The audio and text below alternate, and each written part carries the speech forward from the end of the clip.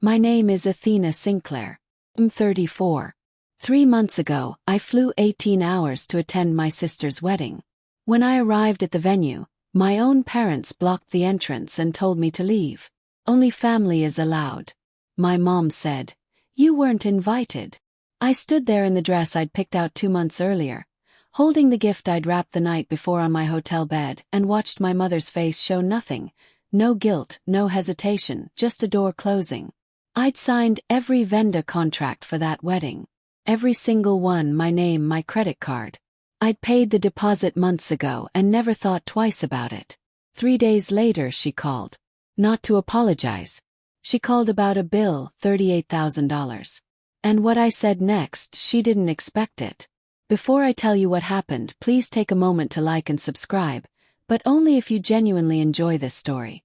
Also, drop your location and local time in the comments. I'd love to know where you're listening from. Now let me take you back to last November, the day my sister announced her engagement. It was a Tuesday evening in London. November rain tapping against my apartment window. My phone buzzed with a FaceTime request from Brooke, my younger sister, 26, freshly graduated, still living 10 minutes from our parents in Cedar Bluff, Tennessee. Picked up. Brooke's face filled the screen, glowing. Behind her, I could see our mother, Diane, arranging something on the kitchen counter. "I'm engaged," Brooke squealed, flashing a ring. "Garrett proposed last night at the vineyard. It was perfect." I felt genuine happiness swell in my chest. "Brooke, that's amazing. Congratulations." "Thanks. Garrett's family is so excited. The Caldwells already offered their barn venue. Can you believe it?" I knew the Caldwells. Everybody in Cedar Bluff did. They owned the largest auto dealership chain in 3 counties. Garrett Caldwell was the youngest son. Polite, handsome, came from real money. "Mom, say hi to Athena," Brooke said, tilting the phone. Diane leaned into frame. She smiled, but it didn't quite reach her eyes. "Hi, honey. Exciting news, right?" "It really is," I said. "I'll start looking at flights." "When's the date?" Diane glanced at Brooke, then back at me. "Oh, don't go spending a fortune on a plane ticket. It's just a small wedding." "Mom, it's Brooke's wedding." "I'm coming." "Well, we'll see." Diane straightened up. "Anyway, we've got a lot of planning to do. I'll let Brooke fill you in." She disappeared from the frame. Brooke chatted for another 10 minutes about flowers and color palettes. I listened and smiled and made notes, but something sat heavy in my stomach. That was the first time in 2 years I had a reason to go home. I should have paid more attention to how hard my mother was trying to keep me from it. 2 weeks later, Diane called, not Brooke. Diane, on a Wednesday afternoon, which meant it was morning in Tennessee, and she'd been thinking about this since she woke up. "Athena, I need to talk to you about something practical." "Bae." "The venue requires a credit card on file to hold the reservation. Your father and I. Well, you know, our credit isn't great after the refinance, and Brooke just graduated. She doesn't have the history." I leaned back in my desk chair. I already knew where this was going. "The caterer needs the same thing," she continued. "And the florist and the photographer. It's 4 contracts total. We just need someone with good credit to sign. You'd be doing your sister a huge favor." "How much are we talking?" "Total comes to about $41,000, but you'd only put down $3,500 as a deposit. The rest gets charged after the event. $41,000 under my name." "Mom, that's a lot of money." "It's not your money, Athena. It's just your name on the paperwork. We'll handle the payments after. I promise I'll make sure it all gets sorted." I'd heard that promise before. When I was 22, I co-signed a car loan for my father. Took me 3 years to untangle that from my credit report. When I was 28, I wired Diane $4,000 for a plumbing emergency that turned out to be Brooke's semester tuition. But this was my sister's wedding, and I was the older sister, the one with a stable job, the good credit score, the London salary. "Fine," I said. "Send me the contracts." I told myself this was what family does. I signed every document that week without reading the fine print twice. Over the next 3 months, the wedding took shape and I watched it happen from the outside. Brooke created a group chat called Caldwell Wedding Crew. I wasn't added. I found out about it when she accidentally forwarded me a message for the chat, a photo of bridesmaid dress options with the caption, "Vote ladies." I wasn't one of the ladies. I called Brooke twice to ask about the dress code, the seating arrangement, whether she wanted me to prepare a toast. The first time she said she'd get back to me. The second time she let it go to voicemail and texted an hour later. Super busy with planning. Took soon. I called Diane to ask if there was anything else I could help with. She said, "Everything's handled, honey. You don't need to worry about a thing." I never received a formal invitation. Not a printed one, not a digital one. But I told myself that was normal. I was the sister. You don't send your own sister an invitation. She's family. She's automatically included. Then 2 weeks before the wedding, Brooke posted a photo on Instagram. Rehearsal dinner at a restaurant in Cedar Bluff. Brooke in a white sundress surrounded by bridesmaids. Diane beaming beside her. The caption read, "My whole family. My whole world." I stared at that photo for 11 minutes. Counted. I wasn't in it. I hadn't been invited to the rehearsal dinner. I almost asked why, but I talked myself out of it. Maybe the rehearsal was just for the wedding party. Maybe they assumed I couldn't make it early. Maybe I was overthinking it. I set my alarm for the next morning. I had a flight to catch. I requested a full week of PTO. I only get 20 days a year and I spent 5 of them on this trip. My round-trip ticket, London to Chicago, Chicago to Nashville, cost $1,400. The hotel in Cedar Bluff. 4 nights at the only decent place in town, $680. Brooke's wedding gift. A premium knife set she'd mentioned wanting during a random FaceTime months ago. $720. Total out of pocket before I even touched Tennessee soil. $2,800. On the first leg of the flight, somewhere over the Atlantic, I pulled out my phone and opened the Notes app. I'd been drafting a toast for weeks. Nothing too long, maybe 2 minutes. I wanted to tell the story of how Brooke used to make me play wedding with her stuffed animals when she was 5. How she'd always assign me the role of the priest, never the bride. I thought it was funny. I thought people would laugh. I practiced it twice with my headphones in, whispering into my scarf so the man in 14C wouldn't think I'd lost my mind. When we landed in Chicago for the layover, I texted Diane. Just landed in Chicago. 1 more flight. Can't wait to see everyone. No response for 40 minutes. Then just before boarding the Nashville connection. "K, busy. See you tomorrow." 5 words. No exclamation point. No safe travels. No, we're excited. I stared at the text while the gate agent called my boarding group. I almost screenshot it and sent it to my friend Leah in London with a caption. "Is this weird or am I crazy?" But I didn't. I put my phone away, boarded the plane, and told myself everything would be fine once I got there. 18 hours of travel, 5 words back. I checked into the Magnolia Inn at 9:30 on a Friday night. The woman at the front desk smiled and asked if I was in town for the Caldwell-Sinclair wedding. Apparently, the whole town knew about it. I said, "Yes."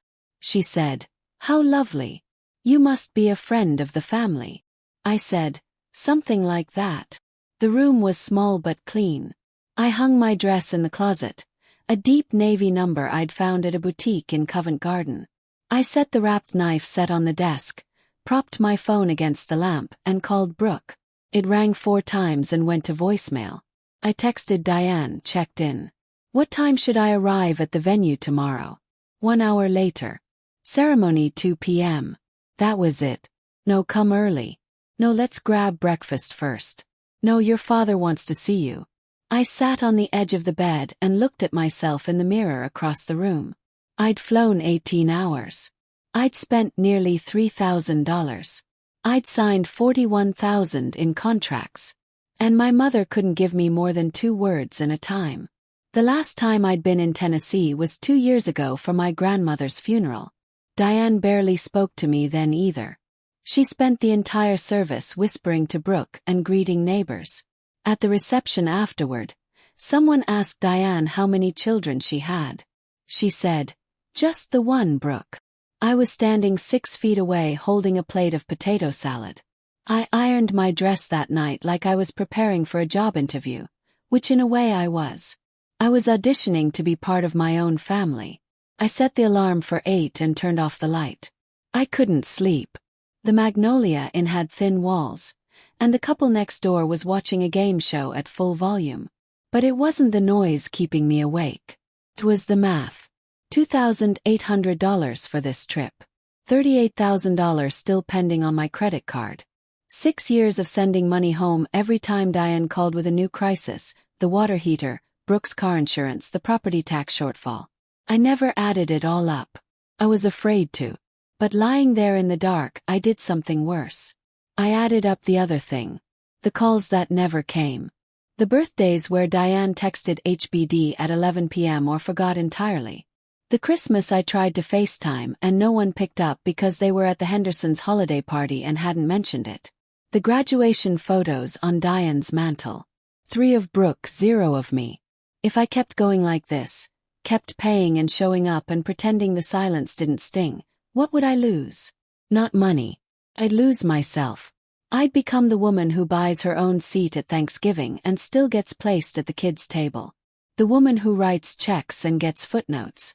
But tonight I chose to believe one more time. Maybe tomorrow would be different.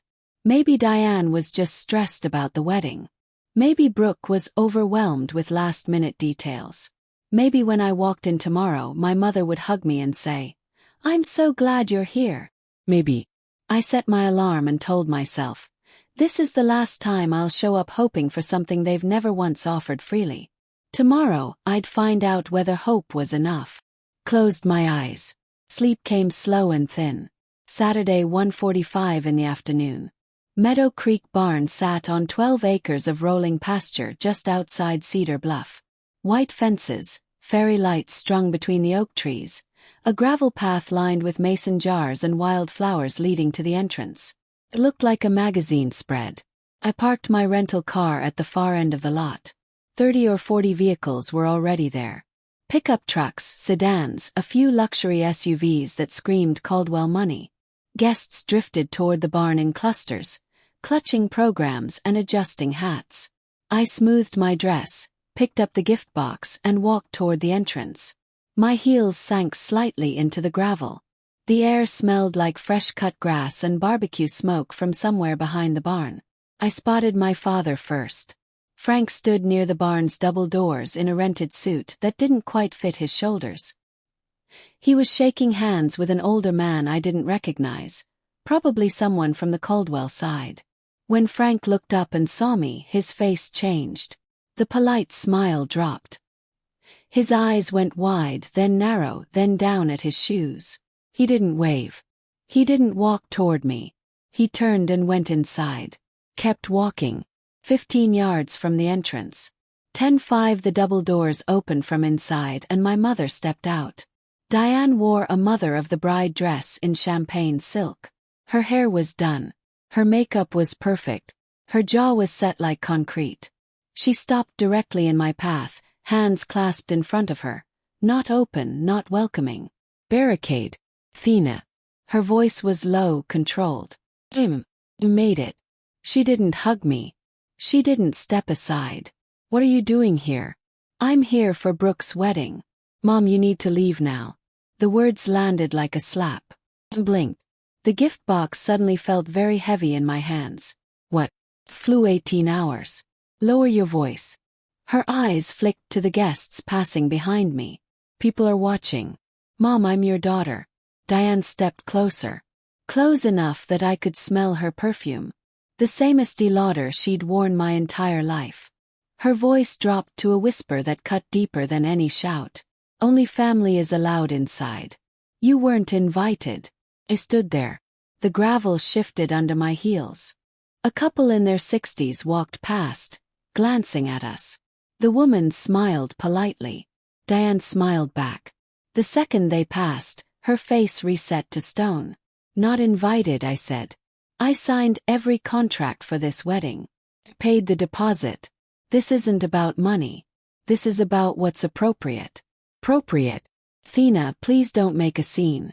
Behind her, through the half-open barn door, I could see white chairs arranged in rows, garlands of eucalyptus draped from the rafters, a string quartet warming up near the altar, everything I'd funded with my signature. Frank appeared in the doorway. He looked at Diane, then at me, then at the ground. He put his hands in his pockets and said nothing. Absolutely nothing.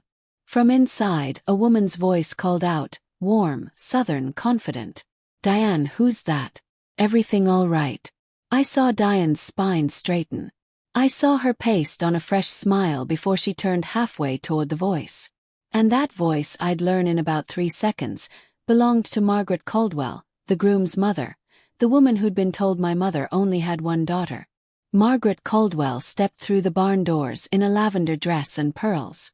She was tall, silver-haired, the kind of woman who runs the church auction and the county fundraiser, and still has time to arrange her own flowers. She carried herself like someone who'd never been embarrassed in public, not once. "Diane, everything all right out here?" Margaret's gaze landed on me. She smiled, open, expectant. Diane turned on like a switch. Her voice went honey-warm. "Oh, it's nothing, Margaret. Just a distant relative who got the wrong venue. Happens with these big events. Distant relative." She said it while looking right at me. Margaret studied my face. "Oh, I thought you only had one daughter, Diane." The silence lasted maybe 2 seconds. Felt like 20. Dan laughed. Bright, brittle sound. "Do. This is a cousin from out of town. She's just confused about the schedule." Margaret nodded slowly, glanced at me one more time, then touched Diane's arm. "Well, tell her the ceremony starts in 10 minutes. We should head in." Margaret went back inside. The barn doors swung gently behind her. I looked at my mother. She looked at me. In her eyes there was no guilt, no shame, no flicker of, "I'm sorry." I had no choice, just fear. Raw, cornered animal fear. The kind that comes when a lie you've been feeding for months is about to choke you. "A cousin," I said. "Athena, please. You told them you only have one daughter. It's complicated. You wouldn't understand. How long have you been telling people I don't exist?" She didn't answer. She glanced toward the parking lot, willing me to disappear. That was when I understood. She didn't forget to invite me. She erased me. And she'd been doing it for years. Every muscle in my body wanted to walk through those doors, to stand in the middle of that ceremony and say loud enough for Margaret and Garrett and every guest in the barn to hear. "My name is Athena Sinclair. I am Diane's eldest daughter, and I paid for every flower, every plate, and every note that string quartet is playing." I didn't. I looked at the barn, the fairy lights, the garlands, the soft golden glow through the windows. I looked at my mother, still standing in my path like a sentry. I looked at my father's shadow just inside the doorway, shoulders hunched, hands still in his pockets. And I made a decision. I crouched down and set the gift box on the stone step gently, like it mattered. "Keep the gift," I said. "It's for Brooke." Diane's shoulders dropped half an inch. Relief. She thought it was over. "Thank you, Athena. This is really for the don't." I held up one hand. "Don't explain. Don't justify. Heard you." I heard every word. I turned and walked back down the gravel path, past the mason jars, past the couple still arriving, holding hands, laughing about the heat, past my rental car, and then to it. I opened the door, sat down, closed it. Then I cried. Not the loud kind, the quiet kind. The kind where your chest shakes but your mouth stays shut. Because even alone in a parking lot, you've been trained not to make a scene. I sat there for maybe 10 minutes. Through the open windows, I heard the string quartet begin Pachelbel's canon. The ceremony was starting. I started the engine and pulled out of the lot. In the rear view mirror, Meadow Creek barn shrank to a speck of light. I didn't slam a single door. I didn't raise my voice once. I just left. And for the first time, leaving felt like the strongest thing I'd ever done. Now, I know a lot of you are thinking, "Athena, why didn't you just say it right there in front of everyone?" Trust me, I asked myself that the entire drive back to the hotel. But let me ask you something. If your mother looked you dead in the eye and called you a cousin in front of a stranger, what would you do? Drop your answer in the comments. And if this story is hitting close to something real for you, hit that like button. Helps more than you know. Now back to the story. I drove back to the Magnolia Inn on autopilot. The roads were empty. Everyone in Cedar Bluff was at the wedding, apparently. Inside my room, I kicked off my heels and sat on the bed, still in my dress, mascara smudged, hands shaking. The toast I'd written was still open in my notes app. I closed it without reading it. Then I opened my laptop. For emails sat in my inbox from the past 2 weeks. Confirmations from vendors addressed to me as the contract holder. I'd skimmed them when they arrived. Now I read every word.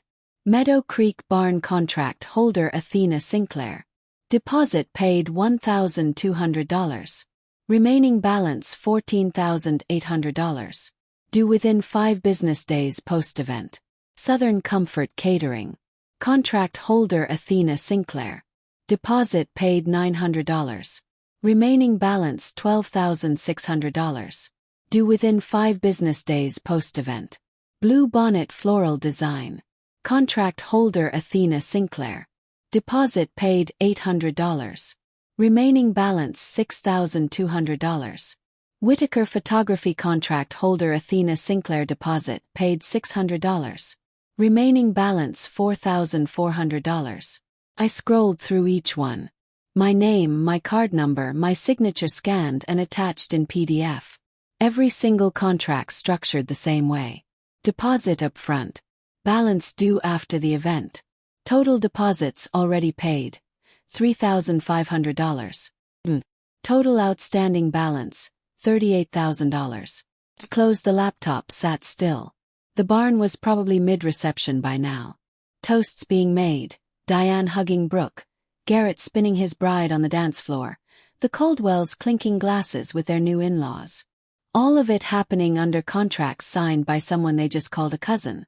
I didn't make any calls that night. I didn't fire off any emails. I just sat on that hotel bed and let the numbers repeat in my head. $38,000, my name, their party. My phone rang at 9:47 that night. The caller ID read, Aunt Ruth Mercer, my mother's older sister, 62, retired school principal. The kind of woman who says exactly what she thinks and has never once apologized for it. Diane called her difficult. Everyone else called her honest. Athena, where are you? I didn't see you at the wedding. I was there, Aunt Ruth. I just didn't make it inside. What do you mean you didn't make it inside? I told her. All of it. The blocked entrance, the whisper. Only family, the word cousin, Margaret Caldwell's question, Diane's answer, silence on the line, a long one. I could hear Ruth breathing slow, deliberate, the way she does when she's deciding exactly how angry to be. She told them, You don't exist. Ruth's voice was flat, controlled like a pot about to boil. She said she only has one daughter. Lord have mercy. Athena, listen to me. At the reception tonight, your mother stood up during the toast and said, and I'm quoting her, our little family, Frank, myself and our Brooke. She introduced the Sinclairs like that. I sat there and thought it was strange. I almost said something. I wish I had. It's not your fault, Aunt Ruth. No, it's not. It's Diane's, and she's going to hear about it. Another pause. Sharper now. Athena. Those vendor contracts, the ones for the wedding. Whose name are they under? Mine. All of them. All of them. Ruth went quiet again. When she spoke, her voice had shifted. Still angry, but with a thread of something harder underneath, something strategic. Then you listen to me, honey. Your mama told a room full of people, you don't exist. You don't owe that room a single cent. Sunday morning. I woke to a notification from Instagram. Brooke had posted a carousel of wedding photos, 14 images. The first was the two of them at the altar. Brooke in lace, Garrett in a charcoal suit, the barn glowing gold behind them. The second was the family portrait.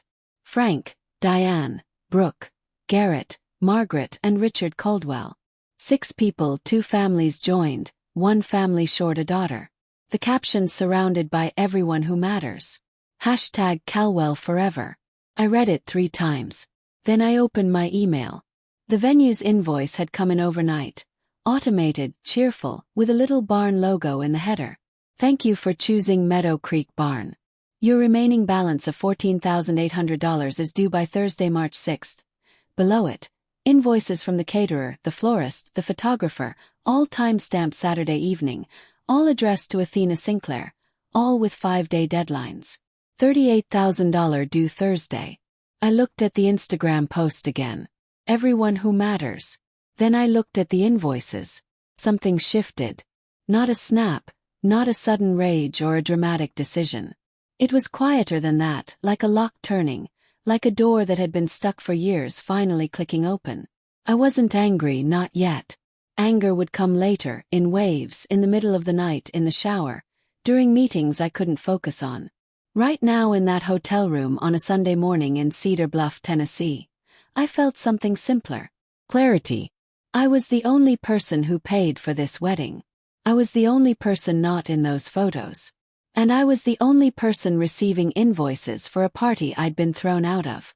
Something had to give. And it wasn't going to be me. Not this time. Sunday afternoon. My phone buzzed with a voicemail from Brooke. Not a call. She didn't try to actually talk to me. She just left a message like she was checking off a task. Press play. Hey Athena. So the wedding was amazing. Like literally perfect. The barn looked incredible. And Garrett's family was so sweet. Anyway, sorry things were kind of weird yesterday. Mom said it was for the best. And honestly, I think she was right. It would have been a lot to explain, but I just wanted to say thanks for helping with the vendor stuff. Seriously, you're the best, big sis. Let's catch up soon. Bae. Love you. I listened to it twice. Sorry things were kind of weird. Not I'm sorry Mom turned you away at the door. Not I should have stood up for you. I had no idea I would have fought for you. Mom said it was for the best. Brooke knew. She knew before the wedding. She knew Diane was going to turn me away and she signed off on it. She probably helped plan it. And then that last line, you're the best, big sis. I used to love hearing that. Made me feel valued. Like all the sacrifices meant something. But sitting in that hotel room, mascara from yesterday, still faintly smudged on the pillowcase. I heard it differently. She calls me that when she needs something, only when she needs something. I didn't call her back. I didn't text. I set my phone face down on the nightstand and stared at the ceiling. The invoices were due Thursday. My family had just told 120 people I didn't exist, and my sister had left me a voicemail that said, "Thanks for paying." I had 4 days to decide who I was going to be. Sunday night, Magnolia Inn. The game show couple next door had checked out. The hallway was dead quiet. I sat cross-legged on the bed with my laptop open and typed into the search bar. Am I legally responsible for vendor contracts I signed for someone else's event? The answers were consistent. The person whose name is on the contract holds the legal obligation, but the person whose name is on the contract also holds the authority. I could authorize payment, could decline it. I could redirect the invoices to the party that received the services. I picked up my phone and called Meadow Creek Barn. It rang 3 times. Meadow Creek, this is Julie. Hi, Julie. My name is Athena Sinclair. I'm the contract holder for the Caldwell Sinclair event this past Saturday. Oh yes, Miss Sinclair. Beautiful event. What can I help you with? I need to inform you that I will not be authorizing the final payment on this contract. I was not present at the event, and I'm formally requesting that the outstanding balance be redirected to the event hosts. Oh, okay. I'll need to pass this to our manager, but can I ask, is there a dispute? No dispute. I'm simply not authorizing the charge. The invoice should go to the Sinclair family in Cedar Bluff. Julie took my email, confirmed the request, and said someone would follow up Monday morning. I hung up and called the caterer. Same script, same calm voice, same result, then the florist, then the photographer. 4 calls, 12 minutes total. I didn't yell. I didn't threaten. I didn't explain why. I just said one word over and over, politely and firmly. Well. When I was done, I closed my laptop, brushed my teeth, and slept through the night for the first time in 2 days. Monday morning I changed my flight. Instead of staying through Wednesday like I'd planned, I booked the first available seat back to London. A 6 a.m. departure through Atlanta. I packed in 10 minutes, checked out of the Magnolia Inn before dawn. The same front desk woman was on shift. She smiled and asked, "How was the wedding?" "Memorable," I said. The drive to Nashville took 2 hours. On the way, I passed through Cedar Bluff one last time. Main Street was quiet, just the diner, the hardware store, the Baptist church where I got baptized at 12. I drove past the house I grew up in. The porch light was still on. I could picture what was happening inside. Diane at the kitchen table with coffee still high on the reception. Frank reading the paper. The house full of leftover wedding cake and congratulations cards. My name not mentioned once. When I was 10, Diane told me, "Athena, you're the big sister. You have to be strong for Brooke." I'd been strong for 24 years. I'd been strong through Brooke's childhood illness, the meningitis scare that reshaped our entire family dynamic. I'd been strong through every financial crisis, every unanswered call, every holiday I spent alone in London, pretending the time difference was the reason, not the distance. I turned onto the highway and didn't look back. 18 hours later, I landed at Heathrow. Gray sky, drizzle, the most beautiful weather I'd ever seen. I turned on my phone in the arrivals hall.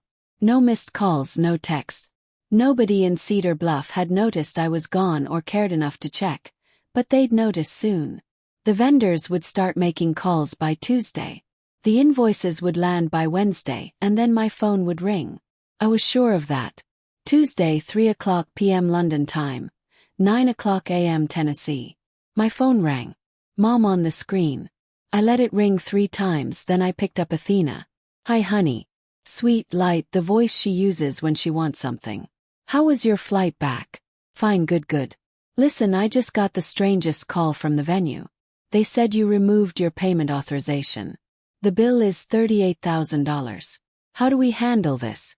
"We don't handle it, Mom. You handle it." Beat of silence. "Excuse me." I removed my authorization because I'm not responsible for an event I wasn't invited to. "Athena, don't be dramatic. You know, this was just a misunderstanding. We can talk about it. You told Margaret Caldwell I was a distant relative. You told her you only have one daughter. That's not a misunderstanding, Mom. That's a choice." Longer silence now. I could hear her breathing change, the sweetness evaporating. "After everything I've done for you," she said, "this is how you repay me. You raised me. I'm grateful for that. But you also stood in front of your daughter and told a stranger she doesn't exist. Those two things can both be true. You're blowing this out of proportion. $38,000. That's the proportion. Your father is stressed.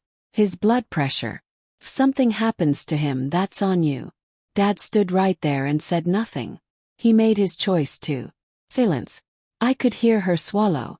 "You said I wasn't family," I said. "So, the family's bill is the family's responsibility." The line went dead. She hung up. No goodbye, no argument, just a click and silence. I set my phone on the kitchen counter and stared at it. My hands were steady. My heartbeat was normal. And the apartment was quiet. Really genuinely quiet for the first time in months. She called back 40 minutes later. Different tone this time. "No honey, no sweetness. Full throttle. Do you have any idea what you've done?" "Yes. The venue is calling me. The caterer is calling me. I'm getting invoices forwarded to my email with your name crossed out and mine written in. Do you know how humiliating that is? I imagine it's about as humiliating as being called a cousin at your own sister's wedding. That is not the same thing." "You're right. Yours costs $38,000. I raised you. Fed you. I drove you to school every single day for 12 years. And now, because of one little misunderstanding, you're going to bankrupt your own family." "It wasn't a misunderstanding." Fine. "Athena, you want to play this game? I'll tell everyone. I'll tell the whole town what kind of daughter abandons her family over money. Go ahead. I'd rather be the daughter you badmouth than the daughter you pretend doesn't exist." That stopped her. I heard her pull in a breath. Sharp, involuntary, like she'd walked into cold water. "You don't mean that," she said. "Quieter now." "Do." Another long pause. Then the final weapon. The one she always keeps in reserve. Your father could have a heart attack over this. If he ends up in the hospital, that blood is on your hands. There it was. The trump card. Dad's health. The gilt grenade. She'd thrown it at me when I moved to London. When I skipped Thanksgiving, when I stopped sending money without being asked. Dad's health is between him and his doctor, I said. Not me and my credit card. She hung up again. This time I didn't stare at the phone. I put the kettle on and made a cup of tea. By Wednesday, Diane had activated what I call the family phone tree. Every branch, every twig. Brooke called first, crying. The big, messy, theatrical kind she's perfected since childhood. Athena, please. Garrett and I just got married. We don't have $38,000. If you don't pay, we have to. We're starting our lives together and you're ruining it. Brooke, did you know Mom told the Caldwells I don't exist? Sniffle, a pause. I mean, she said it would be easier that way with the Caldwells. You know, they're traditional, and having a daughter overseas who's not married and easier. It wasn't personal, Athena. It was just simpler. You knew before the wedding. I didn't think they'd actually turn you away, but you didn't stop them. Silence. More sniffling. Then can we please just focus on the bill? Garrett's parents are asking questions. Then maybe it's time someone gave them honest answers. She hung up. Frank called that afternoon. My father almost never calls. He emails once in a while. Short factual messages about weather or football scores. Hearing his voice on the phone felt strange, like picking up an old tool you'd forgotten you owned. Athena, your mother is very upset. No. Can you be flexible on this for the family? Dad, did you know she told people I'm not your daughter? A long exhale. The sound of a man who spent 35 years choosing the path of least resistance. That's not exactly what happened. Were you there when she called me a distant relative right in front of me? Nothing. Then very quietly a click. He hung up. Every single one of them hung up when the questions got real. I was starting to see a pattern, and it looked a lot like a family that preferred silence to truth. Aunt Ruth didn't wait for permission. She never has. Thursday morning, the same day the vendor invoices were due, Ruth picked up her phone and called Margaret Caldwell directly. She got the number from the wedding program she'd kept in her purse. Classic Ruth. I wasn't on the call. Ruth told me about it afterward, and she didn't spare details. Margaret, my name is Ruth Mercer. I'm Diane Sinclair's older sister. We met briefly at the reception. Oh yes, Ruth. Lovely to hear from you. I'm calling because there's something you need to know. Diane has 2 daughters, not 1, 2. The older one is Athena. She's 34, lives in London, works in technology.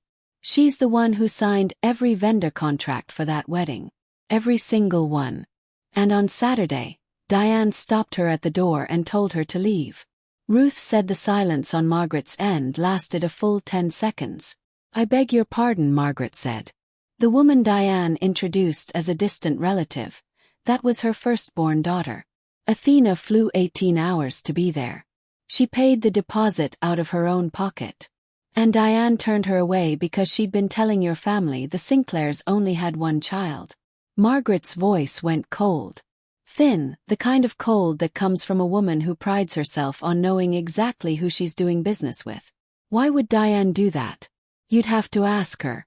But I can tell you this, that girl flew 18 hours, signed every check, and got turned away like a stranger at the door, and she still didn't make a scene. That's more grace than my sister deserves. Ruth said Margaret thanked her, said she needed to make some calls, and hung up. The fuse was lit, and Cedar Bluff was a very small town. I didn't ask Aunt Ruth to make that call, but when she told me she had, I felt something I hadn't felt in a very long time. Felt seen. For the first time, someone in my family said out loud, "What happened to you was wrong. I want to ask you something. Has anyone ever been that person for you? The one who broke the silence when no one else would? Or are you still waiting? Tell me in the comments and subscribe if you want to hear how this ends." Back to the story. Thursday afternoon, I sat at my desk in my London apartment with a fresh cup of Earl Grey and systematically closed every open account. I emailed each vendor. Meadow Creek Barn, Southern Comfort Catering, Blue Bonnet Floral, Whitaker Photography. The message was identical for all four, written with the precision of someone who writes technical documentation for a living. Dear vendor name, this email serves as formal notice that I, Athena Sinclair, the undersigned contract holder, do not authorize any further charges to my credit card on file. I am formally requesting that all outstanding invoices be redirected to the event organizers, the Sinclair family of Cedar Bluff, Tennessee. Please confirm receipt of this notice. Regards, Athena Sinclair. 4 emails, 4 confirmations within the hour.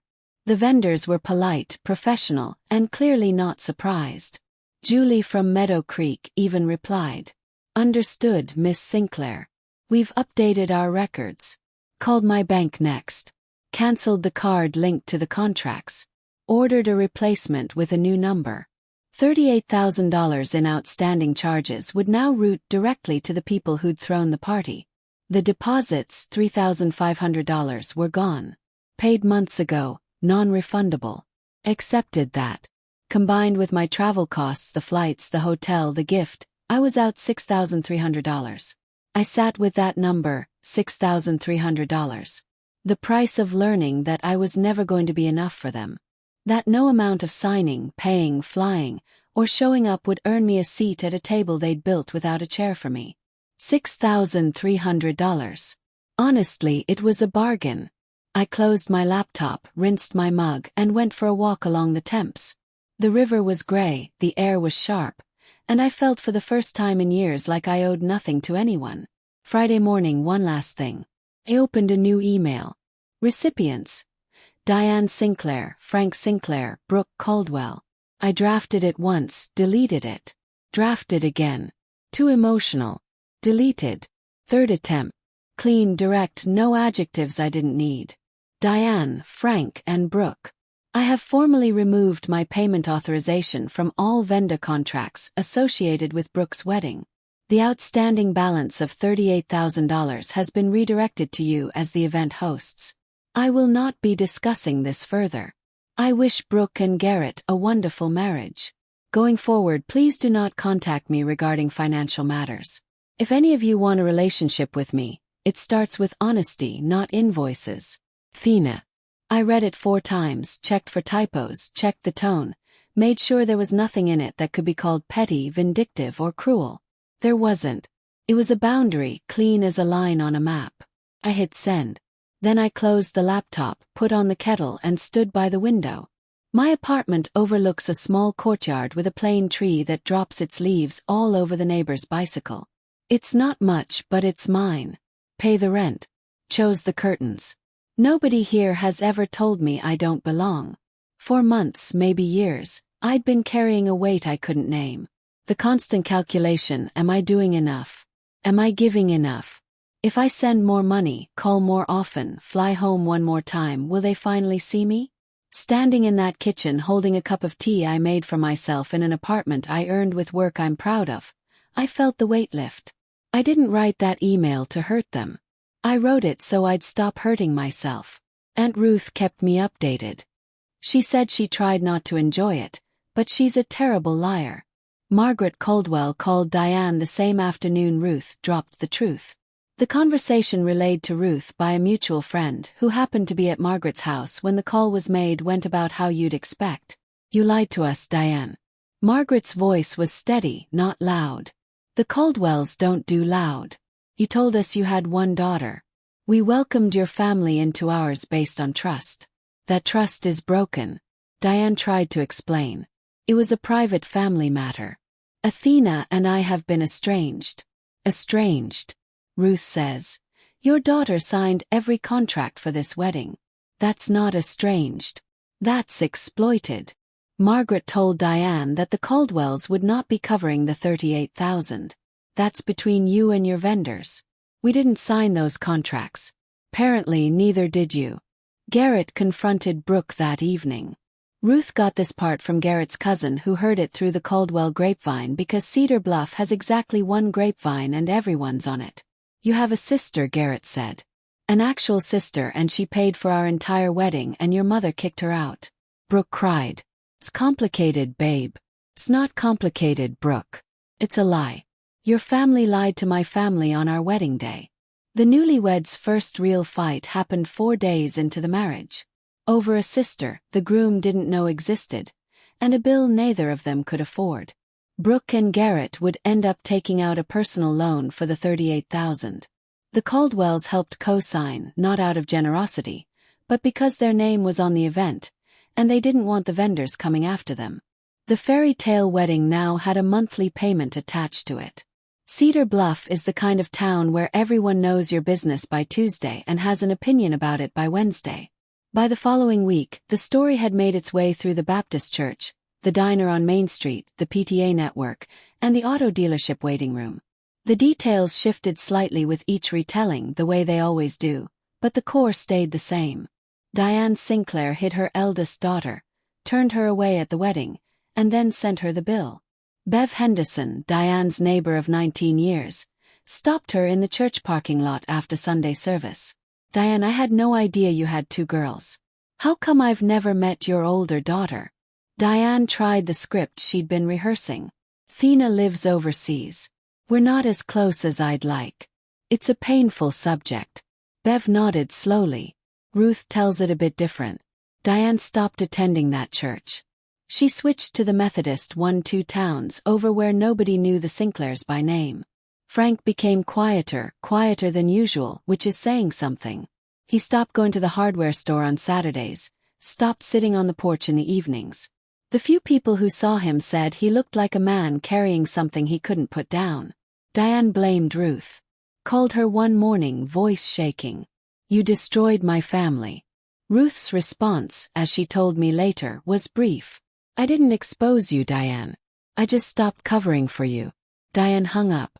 Added Ruth to the list of family members she wasn't speaking to. That list was growing. And the thing Diane had spent years building, the image of a devoted mother with a perfect little family, was crumbling. Not because anyone attacked it. It crumbled because someone finally told the truth. 2 weeks after the wedding, a text from Brooke, long rambling. I could almost hear her crying while typing it. "Athena, I'm so sorry about everything. It all got out of control. I didn't know Mom was going to say those things to the Caldwells. I swear Garrett is furious with me. His parents barely look at me. The loan payments start next month and we're already behind on the apartment deposit. I know this is a lot to ask, but could you maybe cover part of the balance, even half? I'll pay you back. Promise. You're my sister and I love you and I just need help right now." I read it sitting at my desk during a lunch break. Read it again, then a 3rd time, looking for something specific. An apology for turning me away. An acknowledgement that she knew and didn't stop it. A single sentence that said, "What happened to you at the door was wrong." It wasn't there. The whole message was about Brooke's problems. Garrett's anger, the loan, the apartment, the Caldwells' cold shoulders. My pain wasn't mentioned once. It was a crisis update dressed up as an apology. She apologized for the mess, not for the wound. There's a difference. I typed my reply carefully. "Brooke, I'm sorry you're dealing with this. I really am, but I can't help financially. The boundary I set isn't about money. It's about being treated like family. Real family, not the kind that gets erased when it's inconvenient. When you're ready to talk about that and not invoices, I'm here." I hit send, put my phone in my desk drawer, went back to work. She didn't respond. Not that day. Not that week. I wasn't surprised. She'd never known what to do with me when I wasn't giving her something. 1 month after the wedding, an email from Frank. My father does an email. He calls once in a blue moon, and when he does, he talks about the weather or the Titans' defensive line. He has never in my 34 years of life written me anything longer than a birthday card. So, when I saw his name in my inbox with a subject line from Dad, I sat up in my chair. "Athena, I know I should have said something that day at the barn. I didn't. I stood there like a post while your mother handled it, and I didn't open my mouth. I don't have a good reason. I was a coward. That's the truth. Your mother and I are working on the bill with the vendors. We don't need your money. I'm writing because I wanted you to know. Sorry. I should have walked you inside. I'll carry that. Dad, I read it 5 times. I read it at my desk on the tube home and once more sitting on my couch with the lights off. It wasn't perfect. It didn't fix anything. He didn't confront Diane. He didn't demand she apologize. He didn't explain why he'd spent decades choosing peace over his own daughter. But it was honest. And it was the first honest thing anyone in my family had said to me since this started. I didn't reply right away. I needed time. A week later I wrote back. Dad, thank you. That means more than you know. I'm not ready to come home or to pretend everything is fine, but I read your email and I'll keep reading it. Athena, short, careful, leaving the door open exactly 1 inch. Not wide enough to be walked through, but not locked. He didn't write back. I didn't expect him to, but he'd said it, and I'd heard it. 6 months have passed since that Saturday at Meadow Creek Barn. Got promoted. Senior software engineer at the fintech company I've been with for 4 years. My boss cited leadership under pressure in the review. She didn't know the half of it. I started seeing a therapist, not because of the wedding, because of the 34 years before it. We've been unpacking something she calls functional over-responsibility. The belief that if I perform well enough, sacrifice enough, carry enough, the people I love will finally see me. It's the engine that powered every check I wrote, every flight I booked, every time I said fine when I meant this hurts. I video call Aunt Ruth every other Sunday. She makes coffee, I make tea, and we talk for an hour about everything and nothing. She keeps me updated on Cedar Bluff. Not to gossip, but so I'm not blindsided. Diane and Frank have paid off 12,000 of the 38. They used a chunk of their retirement savings. The rest is on the loan Brooke and Garrett took out. The monthly payments are a source of tension in the Caldwell-Sinclair household. Garrett's parents are civil but distant. Margaret still hasn't forgiven Diane. Brooke and Garrett are still married. Ruth says they're in counseling. She says, Garrett's a decent man who's trying, but the foundation cracked on day 1, and cracks like that don't seal easily. Diane hasn't called me, hasn't emailed, hasn't sent so much as a text. Ruth says she refers to the situation as Athena's tantrum. I suppose that's easier than calling it what it is. I don't hate my mother. I've spent a lot of therapy hours making sure of that, but I've stopped pretending her version of love didn't hurt. Did. And pretending otherwise was killing me slowly, one signed contract at a time. I'm not telling you this story so you'll hate my mother. She's flawed. She's scared. She built an image of a perfect family because the real one felt like it wasn't enough. And somewhere along the way, I became the piece that didn't fit the frame. That's not an excuse. It's just what happened. And I think part of growing up is accepting that the people who raised you are also just people stumbling through their own fears and failures. But I am telling you this story because maybe you're living a version of it. Maybe you're the one who flies 18 hours literally or metaphorically to show up for people who won't hold the door open for you. Maybe you're the one signing the contracts, covering the costs, absorbing the silence, and calling it love because you don't know what else to call it. I did that for a long time. Called it duty. Called it family. I called it being the bigger person. And every time I wrote a check or swallowed an insult or pretended the empty chair at the table didn't bother me, I lost a little piece of myself. A boundary isn't punishment. It's not revenge. It's not a weapon. A boundary is the moment you say, I'm worth more than this. And then you act like it. $38,000. That's what my freedom cost. And I don't regret a single penny I didn't pay. If you're the one who always pays emotionally, financially, spiritually for a seat at a table that was never built for you, maybe it's time to build your own table and sit at the head of it. I didn't lose my family that day at Meadow Creek Barn. I found myself, and honestly, she was worth the wait. Thank you for staying until the end of this one. Means a lot. I want to ask you, if you were me, would you have paid the $38,000 or would you have drawn the line? Drop pay or boundary in the comments. I'll be reading every single one. If this story touched something real in you, hit like and subscribe. I share stories like this every week about family, about boundaries, about finding your voice when the people closest to you try to silence it. And if you want more, check the description for another story I think you'll connect with. I'll see you in the next one.